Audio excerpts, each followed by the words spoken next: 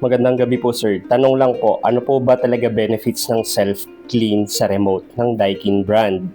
Split type aircon po. Sana mapansin po, God bless. So by the word itself, self-cleaning. Ibig sabihin, yung aircon unit mismo yung naglilinis sa sarili niya. Pero take note, ang nililinis lang dito is yung indoor unit. So paano niya lilinisin yung indoor unit? Since split type yung aircon niya, so eto, makikita niyo yung diagram dito, merong outdoor unit at ito yung indoor unit. Sa indoor unit, makikita niyo merong mga coil dyan kapag binuksan niyo yung cover. Ang gagawin ng outdoor unit is magfu-full capacity run siya. Ibig sabihin kung 1.5 HP yung aircon niyo, tatakbo siya ng full capacity para yung indoor unit ay makapag-produce ng mas maraming moist dun sa cooling coil. So, mas maraming moist dyan, mamumuo yung tubig, ibig sabihin mas malilinis niya yung mga alikabok. So, kapag mas marami yung tubig dyan, mahuhugasan niya yung mga cooling coils niya.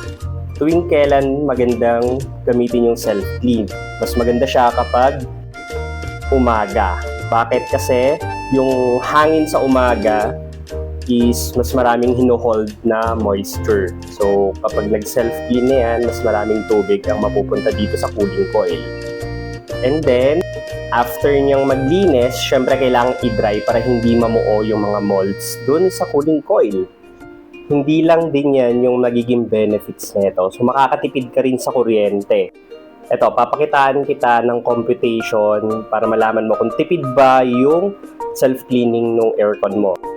For example, 2 HP yung aircon nyo. Kinonvert ko lang kaya naging 1.5 kilowatts para makompute natin yung rate based sa Meralco. So kung 1.5 kilowatts at gagamitin mo siya ng 1.5 hours, approximately 1.5 hours kasi yung cleaning time niya. So meron kang 2.25 kilowatt hour. So yung 2.25 kilowatt hour na yon, i-multiply mo dito sa rate ng Meralco. Approximate lang 11 pesos per kilowatt hour. So lalabas na 25 pesos.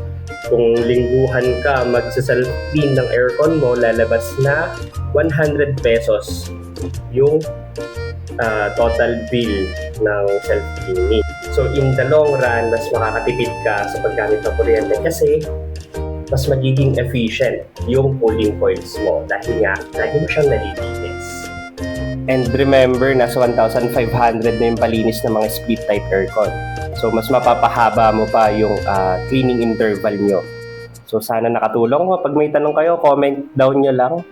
Or pwede nyo rin bisitahin yung aking vlog. So, type nyo lang bit.ly or bit.ly/aircon tips. Ayan. So, meron din akong vlog. So, bisitahin nyo din yun.